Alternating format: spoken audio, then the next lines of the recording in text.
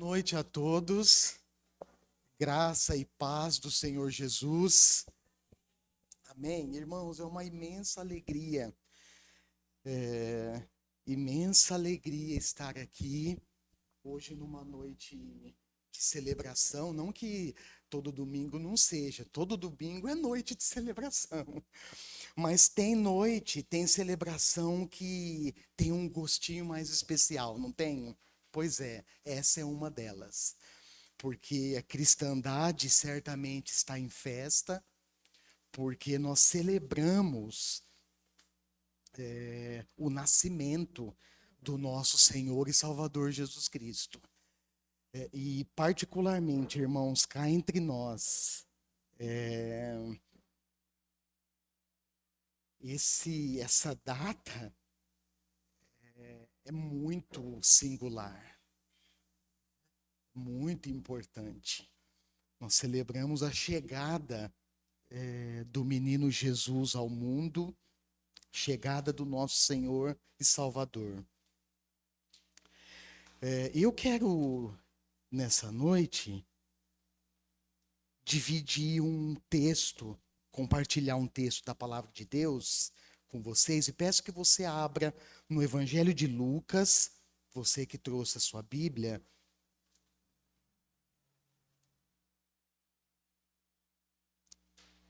Seja impresso ou eletrônica, né? Tá aí no seu celular. Fique à vontade.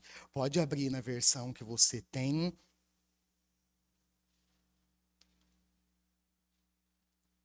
Evangelho de Lucas, capítulo 2,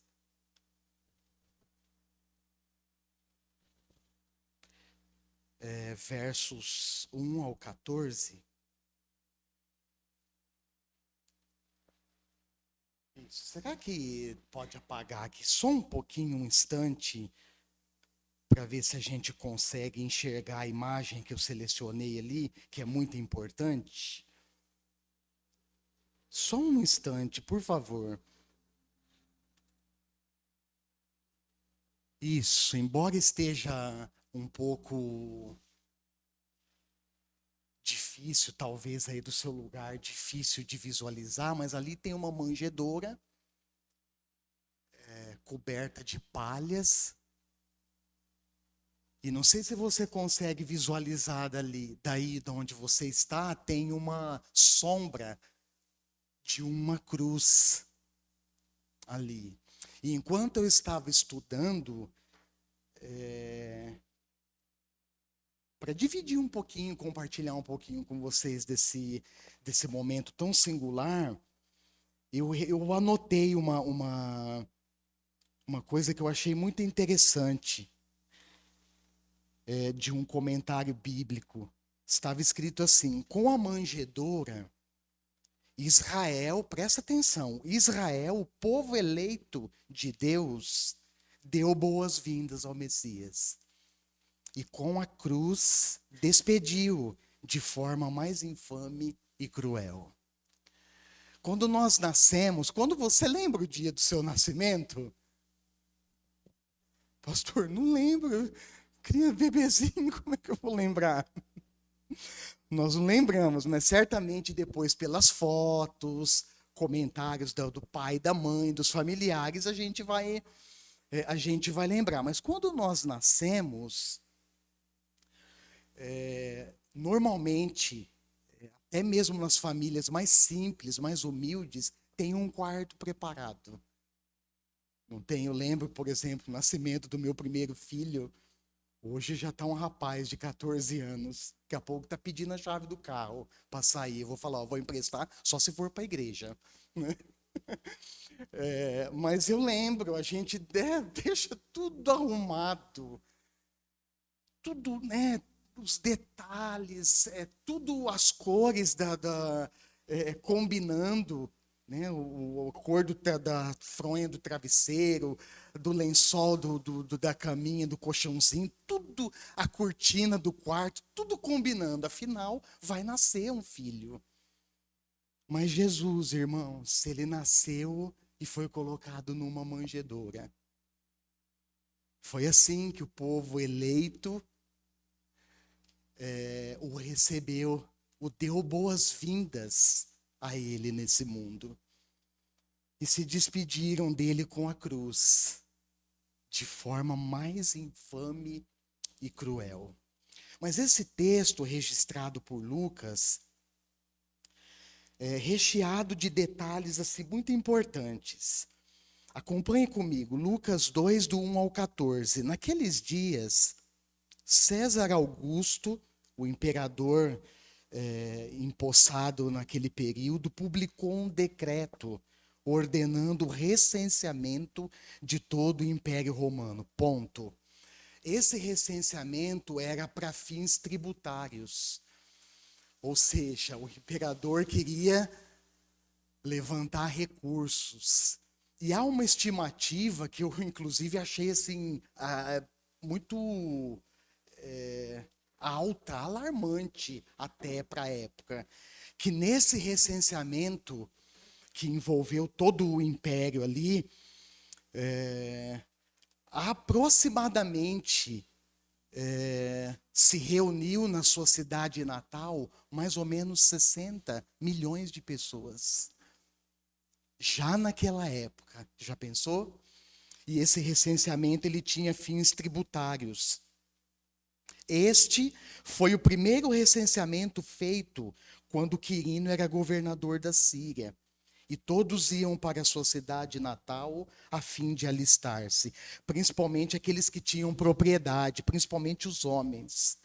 Assim, José também foi da cidade de Nazaré, da Galileia, para a Judéia, para Belém, cidade de Davi, porque pertencia à casa e à linhagem de Davi.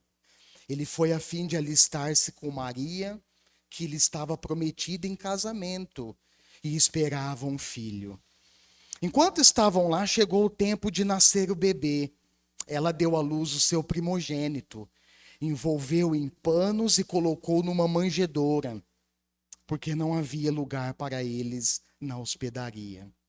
Havia pastores que estavam nos campos próximos e durante a noite tomavam conta dos seus rebanhos.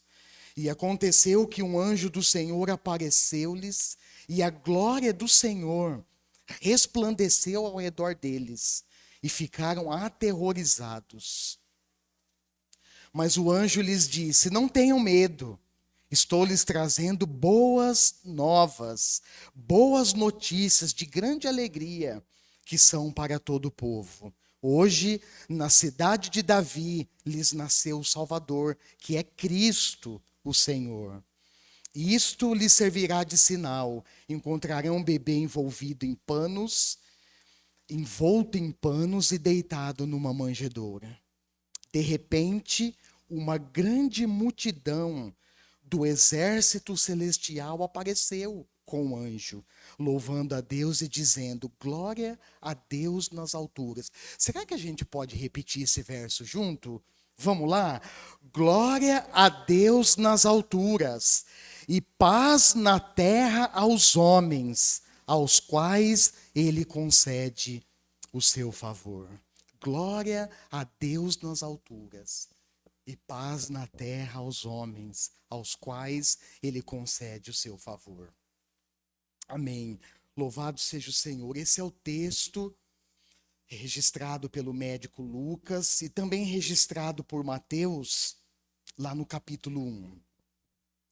Eu já mencionei aqui, em ocasiões anteriores, que eu fico admirado com a maneira simples que Deus escolhe para agir na história e cumprir o seu propósito. Deus, queridos, ele valoriza a simplicidade. E também Deus valoriza os humildes começos. As escrituras sagradas, elas mostram isso. Quando Deus criou o mundo, você olhar, começar lá de Gênesis, você vai perceber que quando Deus criou o mundo com organização, criatividade, diversidade e perfeição, ele separa a luz das trevas. Gênesis capítulo 1, verso 3 ao 5. E ele chama a luz de dia e as trevas de noite.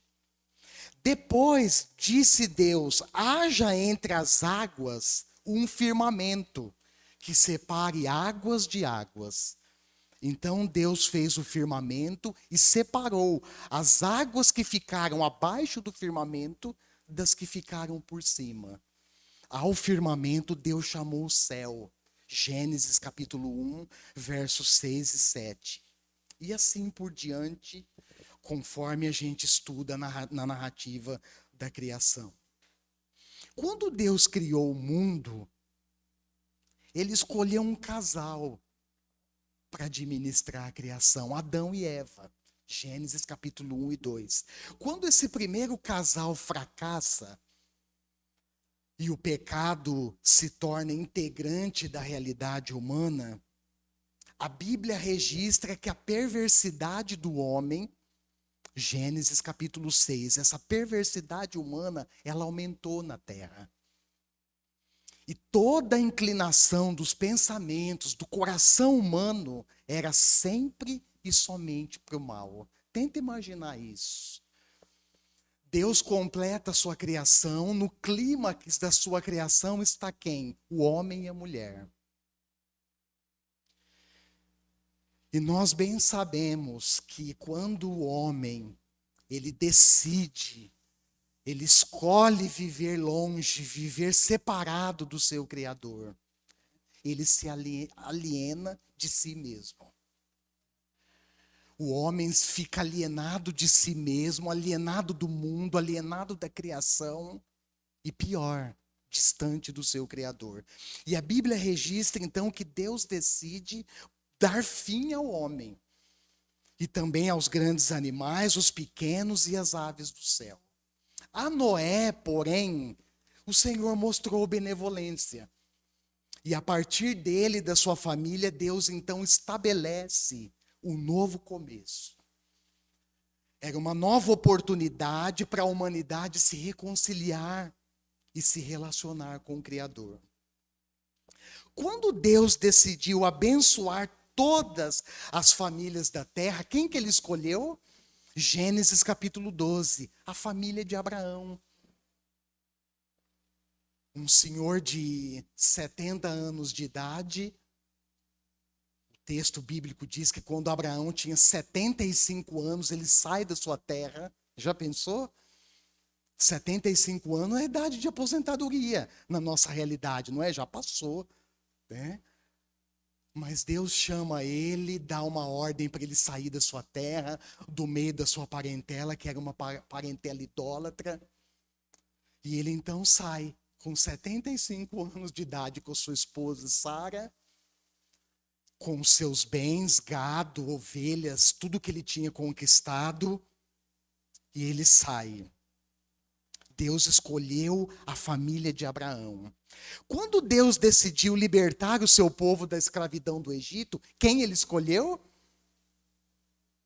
Isso, Moisés. Êxodo capítulo 3. E nós sabemos a história. Moisés se torna um grande instrumento nas mãos de Deus, e através dele, do seu irmão Arão, Deus então faz grandes sinais.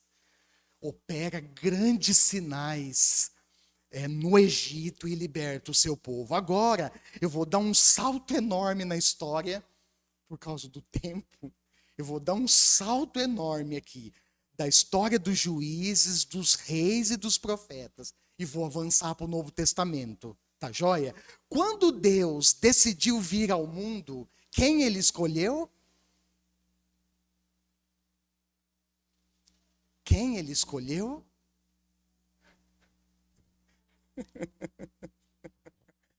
Ah, bom. Quando Deus decidiu vir ao mundo.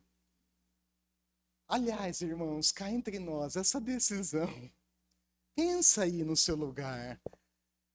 Não foi uma decisão qualquer. Ó, as meninas aqui na frente, ó. Não foi uma decisão qualquer. Não é mesmo? Quando Deus decidiu vir ao mundo, gente, ele tomou uma decisão muito radical. E ele então escolhe uma família, olha só, que vivia em Nazaré da Galiléia. Eu vou falar desse lugarzinho daqui a pouco para vocês, um pouquinho dele. O casal chamado José e Maria, Lucas capítulo 2, a gente leu aqui um pouquinho. Isso é maravilhoso, não é? Mas eu quero chamar a sua atenção para dizer o seguinte: ambos os exemplos que eu citei aqui nos ensinam duas coisas. Primeira, Deus valoriza a simplicidade. Olha para a pessoa que está do seu lado, fala isso para ela. Fala assim: olha, Deus valoriza a simplicidade. Fala assim: Deus valoriza os humildes começos. E nós também precisamos valorizar as coisas simples. Os humildes começos. Gente, e eu tenho aprendido ao longo desses anos a valorizar cada momento da vida, os mais simples.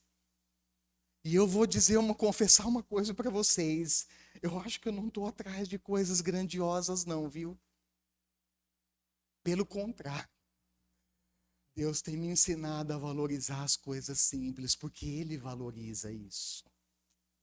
E a segunda coisa que nós aprendemos, que tiramos de lição desses exemplos que eu citei, é que Deus escolhe pessoas falhas, pessoas limitadas. Olha para a vida de Abraão. Vamos voltar, vai um pouco antes, lá no início. Olha, irmãos, para a primeira família instituída, Adão e Eva. Os próprios filhos, um mata o outro. Caim mata Abel. E a desordem se instala na vida da humanidade. Olha para Abraão. Quando ele sai da sua terra, Ur, ele vai para Canaã. Depois de Canaã, ele sai de Canaã, vai para o Neguebe, ali na região do Neguebe. E o texto bíblico diz que naquele período houve fome na terra. Houve fome no local onde ele estava e ele se dirige para o Egito. E quando ele chega no Egito, o que a Bíblia registra? Que ele então fica com medo dos egípcios, porque Sara era uma mulher muito bonita. E ele fala assim: Sara, faz o seguinte, para os egípcios não me matar e deixar você viver, fala que você é minha irmã. Ele mente, irmãos. Abraão pisa na bola. Lá na frente, um pouquinho na frente, Sara, percebendo que não era possível ter filhos, porque ela era estéril, ela faz uma sugestão. Ei, sugestão perigosa, hein? Cuidado com as sugestões que a gente às vezes ouve. Ela chega para o seu marido e fala: faz assim, ó, já que eu não posso lhe dar filhos, possui a minha serva chamada Agar.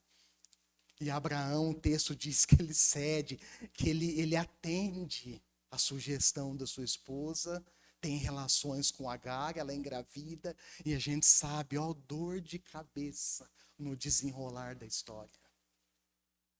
O que nós aprendemos? E Moisés, irmãos?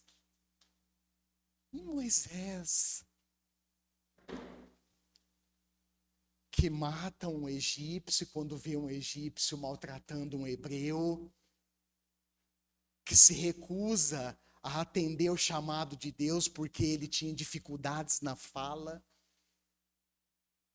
O que a gente aprende com isso? Que Deus escolhe pessoas falhas, limitadas e as capacita. Deus capacita essas pessoas. Graças a Deus que Ele faz isso, para cumprir o seu propósito. Olha para a pessoa que está do seu lado, fala assim para ela: Deus escolhe pessoas falhas, ilimitadas, e as capacita para cumprir o seu propósito. Por isso que eu estou aqui, gente. Por isso que eu estou aqui. Eu não tinha, irmãos, e nenhum de nós temos nada de especial. para oferecer para Deus. A única coisa especial que Deus aceitou é o sacrifício vicário de Jesus, seu Filho amado. Nós não temos nada de especial. Quando Deus olha para nós, Ele nos escolhe por amor e graça e nos capacita a cumprir o seu propósito. Eu quero chamar sua atenção também para dizer que a maior revelação de Deus ao mundo inteiro é o nascimento de Jesus. Nós não precisamos, gente, esperar nenhuma revelação maior do que essa. Sabe por quê? Porque não existe. E nem existirá. A maior revelação de Deus ao mundo inteiro foi a vinda do seu Filho Jesus. A maior expressão do amor de Deus, da salvação de Deus ao mundo inteiro, sabe quem é? É o seu Filho Jesus. O apóstolo João, na sua epístola, capítulo 3, verso 16, ele diz, olha, Deus amou o mundo de tal maneira, as pessoas e tudo que ele criou, Deus amou de tal maneira que ele deu o seu Filho unigênito. Para quê? Para que todo aquele que nele crê não sofra, não pereça, mas tenha vida eterna. Expressão de amor que culminou na sua morte, lá na cruz. John Stott, ele disse uma coisa muito interessante. Inclusive, John Stott, meu mentor literário. Ele disse assim, se você quer saber a definição de amor, não vá ao dicionário, vá ao Calvário. Se nós queremos, irmãos, definir o que é amor perfeito, o que é amor absoluto, o que é amor completo, não vai no dicionário pesquisar, olha para o Calvário. Porque a morte de Jesus na cruz é a maior expressão do amor de Deus por nós. O apóstolo Paulo escreveu à igreja que estava em Corinto que Deus em Cristo estava reconciliando consigo o mundo. Dá para ter noção de uma coisa dessa? Deus em Cristo estava reconciliando em si o mundo. Consigo o mundo. 2 Coríntios 5,19. Na sua epístola pastoral, Paulo de novo escrevendo para Timóteo, ele afirma o seguinte, 1 Timóteo 2, 5 e 6, que há um só Deus e um só mediador entre Deus e os homens, o homem Cristo Jesus, o qual se entregou a si mesmo como resgate por todos nós.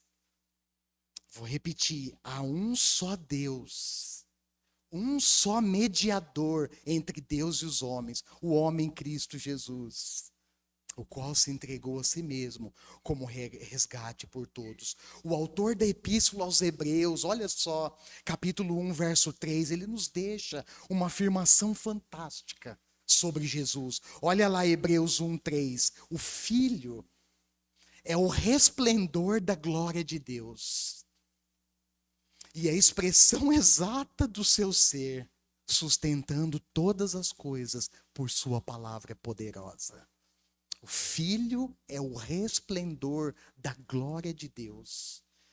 O Filho é a expressão exata do seu ser, sustentando todas as coisas por sua palavra poderosa. Aleluia.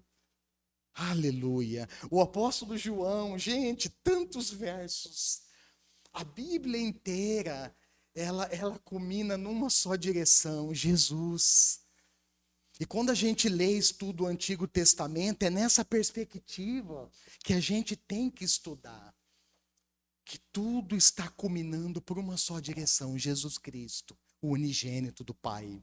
O apóstolo João também registrou seu testemunho firme e singular sobre o Filho de Deus. João 1,14 está escrito assim, aquele que é a palavra tornou-se carne e viveu entre nós. Vimos a sua glória, glória como do unigênito vindo do Pai, cheio de graça e de verdade. Olha só, que coisa tremenda, que coisa maravilhosa. O próprio Deus encarnado viveu entre nós, habitou habitou entre nós, cheio de graça e de verdade. O nascimento de Jesus Cristo foi marcado por fatos simples, mas também por fatos extraordinários. E eu quero mencionar algum deles aqui. Primeiro, a visita do anjo Gabriel. Legal, né? O evangelista Lucas registra até o nome do anjo. Anjo Gabriel, anjo Miguel, são os dois anjos que aparecem, né, tanto no Antigo Testamento, e o Gabriel aparece aqui no Novo Testamento. O anjo Gabriel visita Nazaré. E ele visita Nazaré e vai na direção de uma virgem que tinha aproximadamente, sabe qual era a idade aproximada de Maria? 12 a 14 anos.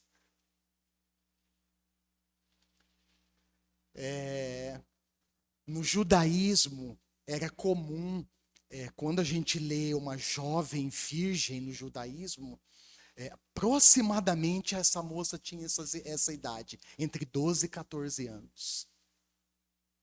E o anjo se dirige a Nazaré, a essa virgem, chamada Maria, que estava prometida em casamento, ainda não havia se casado. E naquela cultura, irmãos, naquele contexto, o noivado, ele já dava direitos, vários direitos para ambos. Mas o noivado tinha uma exceção, não podia se relacionar sexualmente, só depois do casamento. E o anjo se dirige a essa jovem, de aproximadamente 12 a 14 anos, virgem. E quando Maria recebe a notícia, embora a saudação e a notícia angelical deixou ela perturbada. Eu imagino. Uma jovem de 12, 14 anos recebe uma notícia dessa, a sua vida mudaria completamente. Então ela fica perturbada, ela fica com dúvida. Quando o anjo diz, olha, a sombra do Altíssimo te envolverá e você ficará grávida daquele que será o Salvador do mundo. Maria não entende. Como assim? Como será isso? Mas ela demonstra muita fé e obediência para servir ao propósito de Deus. Isso, irmãos, toca o meu coração. Quando eu leio essa passagem, eu sou assim tocado, ensinado pela postura de Maria. Embora perturbada, embora com dúvida, embora sem saber os desdobramentos dessa notícia gloriosa, olha o que está escrito no verso 38 do capítulo 2 de Lucas. Dá uma olhadinha aí. A resposta dela. Ela respondeu assim: sou serva do Senhor. Que aconteça comigo conforme a tua palavra. Olha só. Sou serva do Senhor. Ou seja, ela se coloca em submissão, em postura de fé, de obediência. Diante da notícia trazida pelo anjo, sou serva do Senhor, que aconteça comigo conforme a tua palavra. E aliás, que propósito sublime, hein? Que propósito único, que propósito singular na história, dar a luz ao Salvador do mundo. A segunda situação, o segundo fato, é a aparição do anjo aos pastores que estavam no campo. Antes disso, eu disse que eu ia falar sobre Nazaré. Nazaré era um pequeno vilarejo de aproximadamente 1.000 habitantes, entre 500 e 1.000 habitantes. Sabe aquele vilarejo esquecido no território da Galileia? Sabe aquele vilarejo pequenininho, que todo mundo conhece todo mundo, aquele vilarejo que não tem muita importância para as demais cidades e vilarejos da região? Pois é, era Nazaré. E o texto diz que o anjo se desloca até lá. O outro fato é a aparição do anjo aos pastores que estavam no campo. Gente, isso aqui é algo assim que quebra os paradigmas, totais paradigmas da época. Por quê, pastor? Porque muitos religiosos desprezavam os pastores. Era uma classe de pessoas pobres que viviam como nômades, viajando pelas montanhas, procurando os melhores locais de pastagem onde as suas ovelhas pudessem se alimentar. E eles eram desprezados porque o trabalho deles os impediam de participar das atividades religiosas. E nós sabemos que as atividades religiosas, no contexto judaico, ela tinha muita questão cerimonial. Precisava se purificar, precisava entregar as ofertas. Lembra lá no livro de Levítico, nós encontramos esses registros. E os pastores não conseguiam participar disso, porque viviam viajando, preocupados, protegendo e alimentando seus rebanhos. Então eles eram desprezados. Mas o texto diz que o anjo aparece para quem? Para os pastores que estavam cuidando dos seus rebanhos. Os fariseus, irmãos, que era a classe religiosa mais ferrenha na época de Jesus, caracterizava os pastores como ladrões, como enganadores. Eles eram igualados aos publicanos e pecadores. Para quem que o anjo aparece e dá a notícia do nascimento do Salvador? Tem um ditado rabínico que dizia assim: nenhuma classe do mundo é tão desprezível quanto a classe dos pastores. Vou repetir. Para quem que os anjos aparecem para dar notícia? Foi para os pastores que a notícia celestial foi anunciada. Irmãos, eu fico admirado com Deus.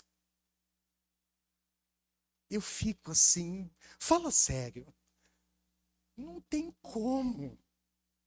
Eu fico assim, admirado como Deus escolhe o jeito simples, as pessoas simples, como Deus decide quebrar paradigmas da época para revelar, irmãos, a maior notícia, a mais sublime, extraordinária notícia da história do mundo, o nascimento do seu filho, foi anunciada a pastores que estavam no campo cuidando dos seus rebanhos. No verso 11, ecoa no céu naquele dia a mensagem do anjo: hoje, na cidade de Davi, Belém, lhes nasceu o Salvador, que é Cristo, o Senhor. E na sequência, um fato ainda mais extraordinário. Olha lá, na sequência do texto, Lucas 2, 13 e 14. Uma grande multidão, agora não era só um anjo. Uma grande multidão, meu Deus, do exército celestial apareceu com aquele anjo. Anjo Gabriel, louvando a Deus e dizendo: glória a Deus nas alturas. Será que você pode repetir comigo, mas sai lá do fundo do coração? Vamos lá? 1, 2, 3. Glória a Deus nas alturas e paz na terra aos homens, aos quais ele concede o seu favor. Martinho Lutero, lembra dele? Pois é, século XVIII, um dos reformadores, um dos grandes nomes da reforma protestante.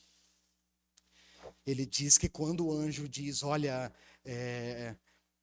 glória a Deus nas alturas, paz na terra aos homens, a vós os homens, ele escreve que Jesus, os anjos não precisam do Salvador. O diabo e os demônios não o querem, mas nós, seres humanos, precisamos dele. E é por nossa causa que ele veio. Glória a Deus nas alturas e paz na terra, quem? Aos homens, aos quais ele concede seu favor. Eu fico pensando, irmãos, que esse favor de Deus ainda continua desprezado por muita gente. Eu fico pensando que esse favor gracioso, extraordinário de Deus, ainda tem sido desprezado por muitas pessoas. Essa mensagem em forma de um coro celestial, imagina, irmãos, nós cantamos um pouquinho aqui e a gente já fica feliz. Imagina no céu, junto com um coro celestial de milhares, milhares e milhares de anjos. Você que acha que tem a voz bonita, espera chegar lá para você ver. Espera, aí você vai ver. Essa mensagem, irmãos, em forma de coro celestial, presta atenção. Ela carrega um sentido muito especial. Qual é esse sentido? Através do nascimento de Jesus Cristo, Deus estende o seu favor a pessoas que nada fizeram para merecer. Nada fizeram.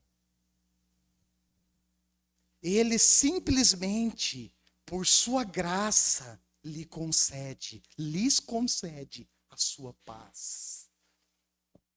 Lhes concede a sua paz. O Salvador nasceu. Olha para a pessoa que está do seu lado. Fala assim para ela, aguenta aí um pouquinho. Fala para ela, aguenta aí. O pastor já está terminando. Fala assim, o Salvador nasceu.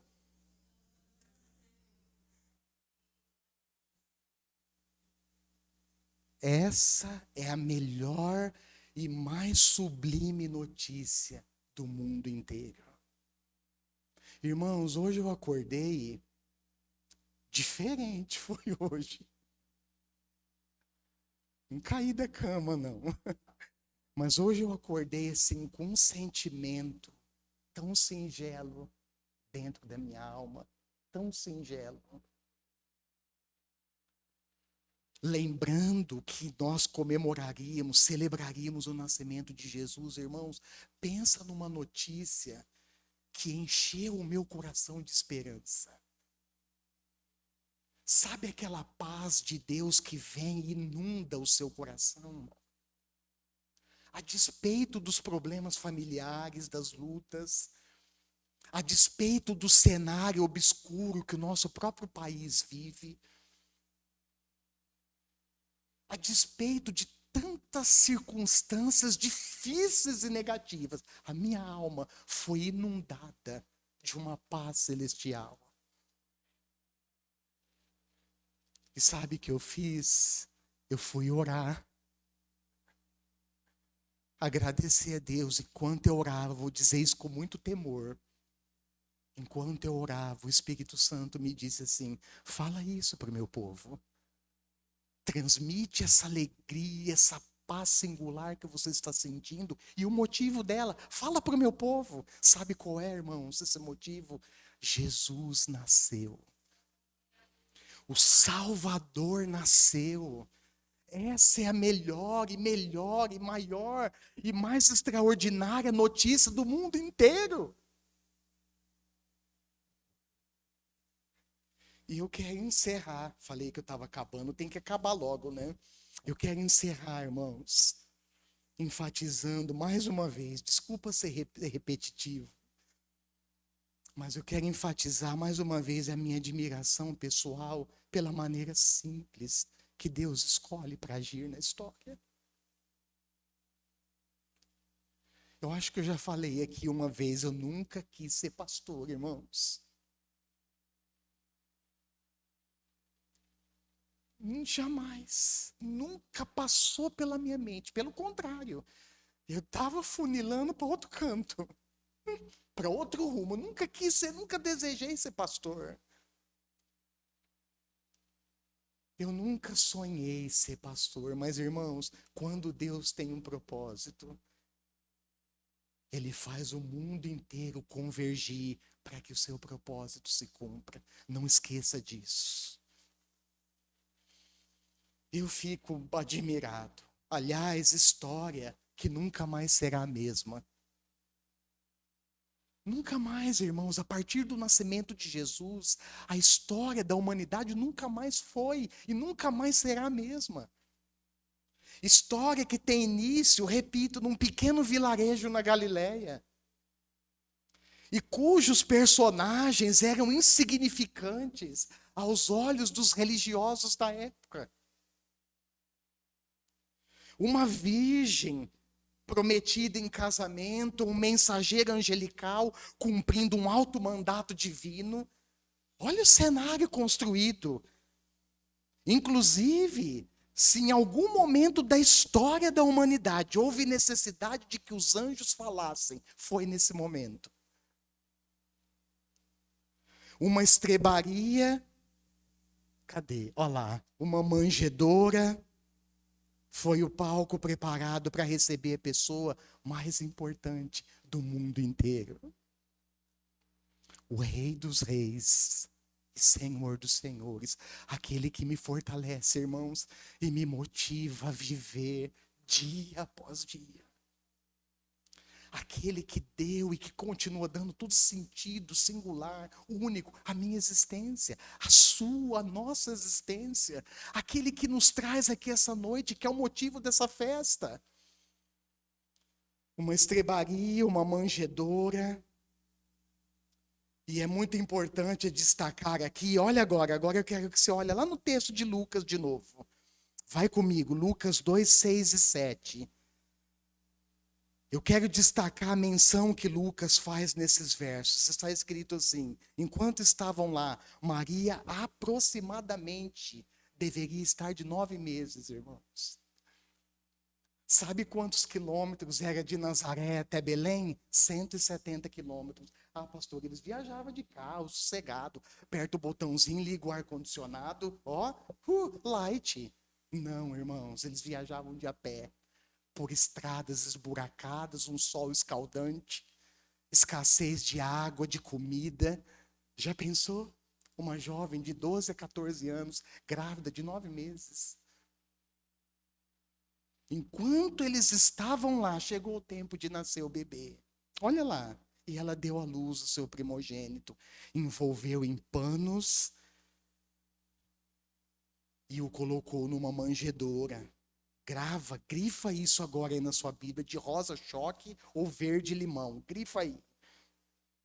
Se não tiver caneta, choque, limão, rosa choque ou verde limão, grifa depois. Hora que você chegar em casa, mas grifa lá. Porque não havia lugar para eles na hospedaria. Eu fiquei pensando, irmão, será que há lugar para o Salvador do mundo na sua vida? Ou, pensa aí, faz esse exercício importante, ou a religiosidade, a tradição cultural, o trabalho, o dinheiro, tem mantido ele do lado de fora. Não havia lugar para eles na hospedaria. Será que há lugar para o Salvador do mundo na sua vida? O silêncio profundo e solene que pairava sobre os campos adormecidos deu lugar a um anúncio celestial. Eu vou repetir: glória a Deus nas alturas e paz na terra aos homens aos quais ele concede o seu favor. E eu quero encerrar, agora eu quero encerrar mesmo, citando uma poesia intitulada Nada Era Dele. Gioia Júnior foi um jornalista e radialista brasileiro. Ele cita esse poeta, eu não tenho o nome dele, irmãos, que pena. Não tenho o nome desse camarada. Se tivesse, certamente eu ia colocar aqui e anunciar para vocês. Mas o Gioia Júnior cita esse poeta, segundo o qual, começando pelo berço cedido pelos animais na estrebaria, tudo que Jesus usou nos momentos mais importantes e memoráveis da sua vida e ministério era emprestado. Você já percebeu isso quando você lê os evangelhos? Nada era dele. Olha a poesia, diz assim: o berço que ele usou na estrebaria, por acaso era dele? Era emprestado. E o manso jumentinho que em Jerusalém chegou montado e palmas recebeu pelo caminho, por acaso era dele? Era emprestado. E O suave pão que foi por seu amor multiplicado, alimentando a multidão, por acaso era dele? Era emprestado. E o famoso barquinho? Jesus andou de barco, hein? E o famoso barquinho? Aquele barco que ele ficou sentado, mostrando para a multidão qual o caminho. Por acaso era seu? Era emprestado. E o quarto em que ele ceou ao lado dos discípulos, ao lado de Judas Iscariotes que o traiu, de Pedro que o negou, por acaso era dele? Era emprestado. E o berço tumular, ou seja, o túmulo, que depois do Calvário foi usado, de onde havia de ressuscitar, por acaso era dele? Era emprestado. O berço, o jumentinho, o suave pão, os peixes, o barquinho, o quarto e a sepultura eram dele a partir da criação. Ele os criou, assim diz as Escrituras. Mas a cruz que ele usou, a rude cruz, a cruz negra e mesquinha, onde os meus crimes todos expiou, essa não era sua. Essa era de quem? Essa cruz era minha. Essa cruz era sua. Feche os seus olhos. Gostaria que você orasse aí do seu lugarzinho mesmo. Essa noite é uma noite de grande alegria, de grande celebração. Eu gostaria que aí no seu lugar você orasse 2 orações. A primeira, se há lugar para o Salvador do mundo na sua vida, eu gostaria que você orasse convidando Ele a entrar na sua vida hoje.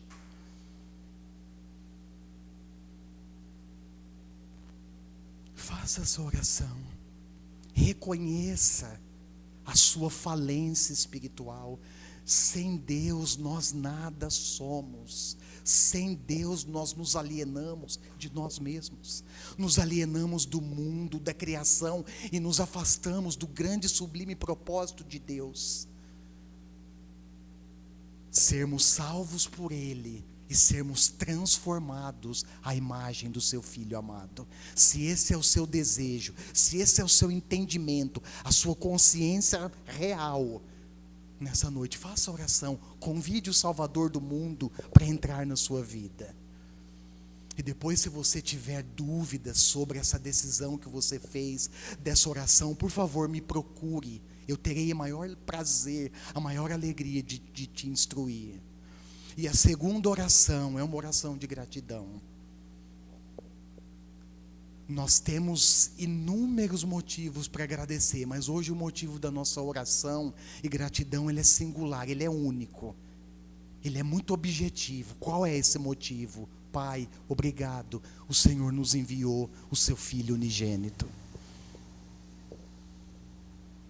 Ele veio ao mundo cheio de graça e de verdade, habitou e viveu entre nós. Ele veio para nos salvar. Ele veio para conceder a sua paz e o seu favor aos homens. E certamente, irmãos e irmãs, esse é o grande motivo da nossa celebração essa noite. Ore a Deus, ore aí no seu lugar. Senhor, obrigado. Obrigado por tua presença bendita aqui. Presença viva. Esse anúncio angelical ecoa com tanto poder ainda hoje e certamente continuará ecoando pelos séculos dos séculos, até o dia que o Senhor voltar para nos buscar. Glória a Deus nas alturas e paz na terra aos homens aos quais Ele concede o seu favor. Meu Deus, obrigado por sua simplicidade. em fazer as coisas do seu jeito, da sua maneira, escolhendo os personagens simples, do jeito que o Senhor quer, para cumprir o seu propósito. Foi assim no nascimento de Jesus. Pessoas simples, cenários simples, tudo contribuiu para que o menino Jesus, o Salvador do mundo, viesse até nós. E nós somos muito gratos por isso. Nós somos muito gratos. Esse é o motivo da nossa celebração nessa noite. Senhor Jesus, Tu és a vida, Tu és a paz concedida aos homens, Tu és a esperança que nos mantém vivos no mundo hostil ao Senhor, no mundo hostil aos Seus princípios, a Sua palavra, no mundo hostil a nós mesmos, os Seus discípulos. Mas o Senhor nos mantém vivos. O Senhor mantém vivo, aceso dentro de nós, uma chama de esperança. Ainda que nós contemplemos um cenário escuro, um cenário deficitário, um cenário abatido, sem muitas perspectivas, essa esperança continua acesa dentro de nós, nos alimentando dia após dia. Que esse anúncio angelical ecoe, penetre agora no coração das pessoas que estão aqui me ouvindo a sua palavra. Glória a Deus nas alturas e paz na terra aos homens aos quais Ele concede o seu favor. Que essa seja a mensagem, que esse seja o anúncio da sua igreja em todos os tempos, em todas as épocas. Afinal, não há anúncio mais sublime do que esse. Não há anúncio mais extraordinário, mais perfeito e completo do que esse. Nasceu o Salvador, que é Cristo o Senhor.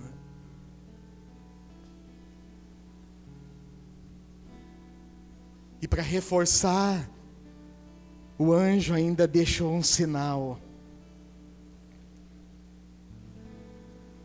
para os pastores seguirem, e isto lhes servirá de sinal: encontrarão o bebê envolto em panos e deitado numa manjedoura. Foi exatamente o que eles encontraram. O texto diz que eles foram imediatamente e encontraram o cenário preparado exatamente conforme o anúncio do anjo. Obrigado, Senhor. Que essa paz singular invada os lares, as famílias aqui no Brasil. Que essa paz singular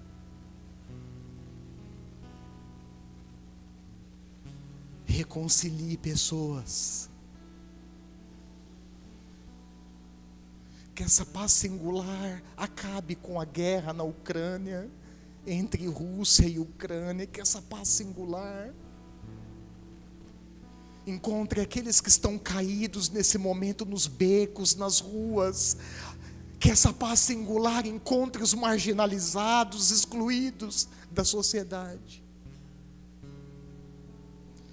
Que essa paz singular encontre o coração dos nossos governantes.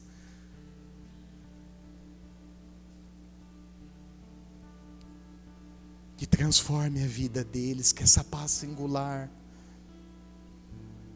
ecoe mundo afora, transformando vidas e realidades. É a minha oração, Pai, em nome e por amor a Jesus Cristo. Amém e amém.